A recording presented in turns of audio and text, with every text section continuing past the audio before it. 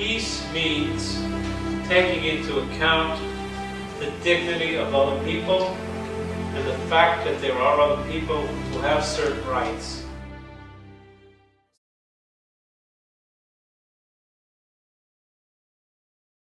So thank you very much for coming and talking to us today. I have one question following up what we talked about before. You said that politicians indeed listen sometimes to people. So when we have ideas like initiatives like here at Temis, like this peace negotiations, how can we lift those ideas to higher level? How can we try to reach the politicians? What touches them? Well, I believe that if you, first of all, if you get to some highlighted points that would be helpful, and you think that they are helpful to the particular politicians that you would be talking to, it would be interesting then to publicize it at some point in local newspapers and get the press somehow interested in what you're doing. That would arouse a little bit the interest of the politicians to want to see you or maybe talk to you about whatever you're presenting. The other venue is find yourself a horse to ride on, and that is somebody who has the access and will serve in two functions. One, he will be the filter. He will tell you if this is really interesting enough to take it over to the politician, and if he thinks so, then he will bring you over there. I want to ask if you believe in youth, if you think that what we did here today and similar events are effective and they can really make a change. Well, if we didn't believe in youth, we were not involved in the peace process to this very day. What you're doing is very important on two levels. One, you're coming fresh, so you're coming with ideas that we didn't think about.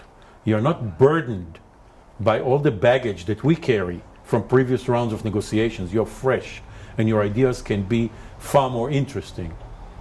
And second, you're interacting internationally. You're disseminating ideas to different circles, and hopefully they will echo back into our country and into Palestine from different angles, from the diplomatic services of your respective countries when they get your ideas and start feeding them in our direction.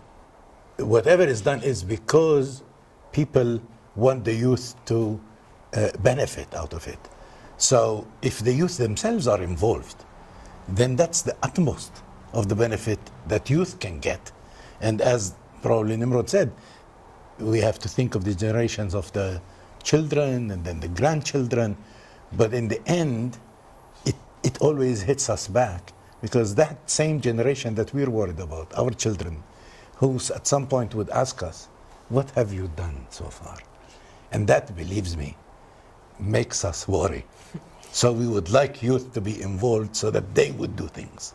So we have one more question regarding to the very substance of the conflict. Gaza Strip and West Bank are both part of Palestine, but they are now divided. So how can you see connection between them in the future peace agreement? What worries me more is not the geographical divide. What worries me today is the demographic and political divide that has prevailed over the last 10 years.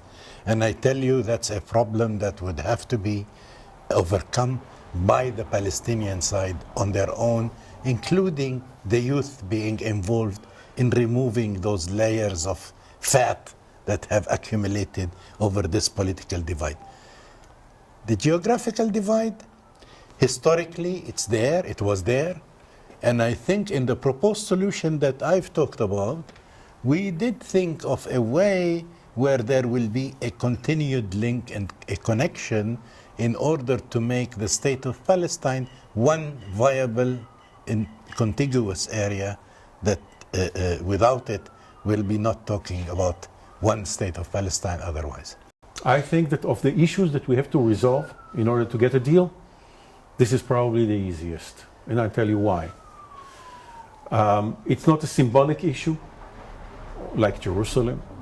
It is not an issue of millions and millions of Palestinian diaspora refugees. It is not a security issue. It's a technical issue.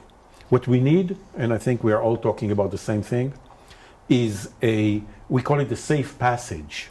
It's a strip, very narrow strip inside Israel, in which you're going to have a multi-lane highway, fast train, telecommunications, natural gas, water, electricity, what have you.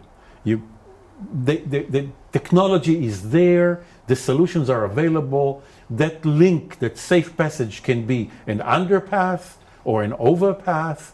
It depends on security considerations, but the physical link between West Bank and Gaza is soluble.